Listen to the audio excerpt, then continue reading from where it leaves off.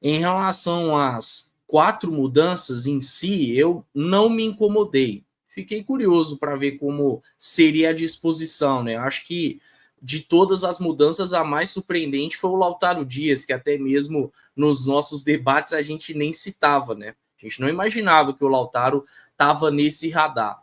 Agora, quando eu vi que o Christian entrou no time e tinha o Wallace e Romero com 3 volantes, eu imaginava uma trinca de meio, e aí com isso uma mudança de formação. Mas eu não posso falar que fiquei surpreso com o Christian pela direita, porque o Jardim já tinha feito isso no amistoso contra o Red Bull Bragantino. Agora, é um erro colocar o Christian pela direita. Não acho que isso justifique a atuação fraca dele. Para alguém que não foi nem relacionado na primeira rodada do Campeonato Brasileiro, acho que ficou devendo em termos de desempenho. Poderia ter encarado de uma maneira mais firme essa oportunidade. Mas para mim não faz o menor sentido colocar o Christian, que foi o segundo maior investimento do Cruzeiro na temporada, pela direita. E outros treinadores já fizeram isso. Os melhores momentos do Christian foram atuando de forma centralizada, e quando ele atuou bem aberto foi pela esquerda. Isso lá no Atlético Paranaense, que é bem verdade no Cruzeiro, a única boa atuação dele foi na primeira rodada contra o Tombense, que ele deu assistência. Como a Rafa colocou, me incomodou também ver o Wanderson longe do William. Eu acho que de alguma forma isso minou o potencial ofensivo do William. O William precisa de alguém à frente dele com essa boa capacidade de associação. Eu sei que pelo outro lado o Union é um pouco mais frágil, mas eu acho que funcionaria melhor o Wanderson pelo lado direito. Enfim, acabou que o próprio Wanderson teve algumas boas oportunidades no primeiro tempo, né? Mas não foi um jogo legal dele, tomou algumas decisões erradas e foi um Cruzeiro muito refém ofensivamente, de escapadas do William, de escapadas do Wanderson, de um Gabigol saindo demais da área. A única boa chance do primeiro tempo foi o Gabigol pela direita, alçando bola para o Lautaro Dias, e aí o goleiro fez uma defesa muito simples.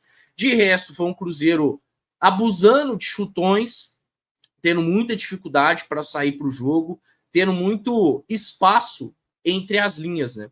E o Union conseguindo exercer sua pressão, até mesmo os dois primeiros volantes do Cruzeiro, o Wallace e o Romero, não foram capazes de impedir a circulação do Union, e assim, foi uma equipe que chegou muito mais próximo ao gol, né? Tanto é que o Cássio teve que fazer uma defesa, teve o gol anulado, que foi por um trisco, né, do Jerônimo Dómina, mas o que mais me incomodou no geral foi a postura do Cruzeiro, porque desde o início me causou a sensação de que o Cruzeiro estava muito satisfeito com o empate, de que o Cruzeiro estava jogando pelo empate.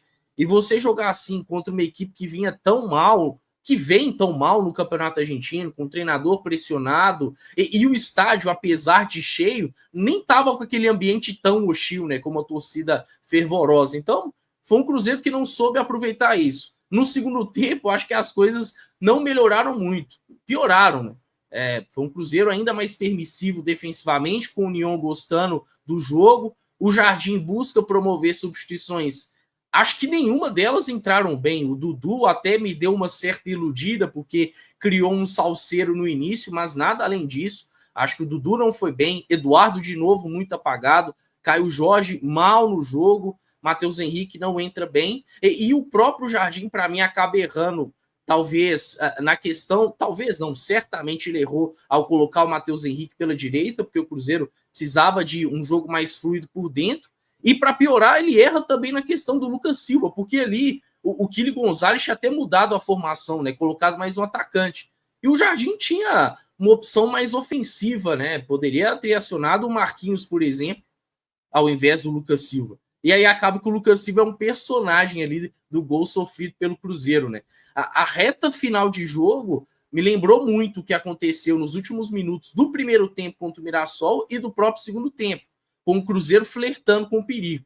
E nem sempre o adversário vai ser incompetente, né? Acabou que o União tentou em uma bola parada com o Verde, aí teve um chute esquisito do próprio Diego Dias também, e no escanteio acabou que o Diego Dias, jogador que veio da Liga de Futebol Amador de Santa Fé, acabou abrindo o placar e sacramentando a vitória do União, da terceira força do grupo, né? O União não é a segunda grande força, é o Palestino. Então, a terceira grande força do grupo venceu o Cruzeiro e venceu de forma merecida, né?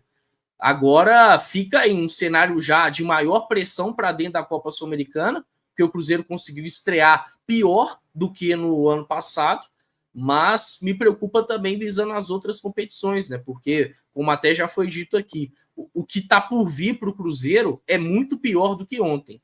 E se não tiver um time com mais vontade de vencer, que tenha um comportamento mais firme, que possa se impor de alguma forma, e ontem não conseguiu isso, aí vai ficar muito difícil de acreditar em um grande objetivo alcançado no ano. Ô, Caio, e só para pontuar o que você disse, a questão de complicar na Sul-Americana, nós temos que lembrar o torcedor que classifica apenas o primeiro colocado e alguns melhores segundo colocados, né? E o Cruzeiro, ele vai. Próximo jogo do Cruzeiro é o. Muxuquiruna. É o Muxuque, né? Isso. Sem torcida. Sem torcida. E temos que lembrar que Palestina é um time muito chato de encarar. E o Cruzeiro perdeu a primeira. O grupo vai embolar muito, provavelmente, e classifica os melhores segundos colocados. Então, a situação na Sul-Americana não é fácil.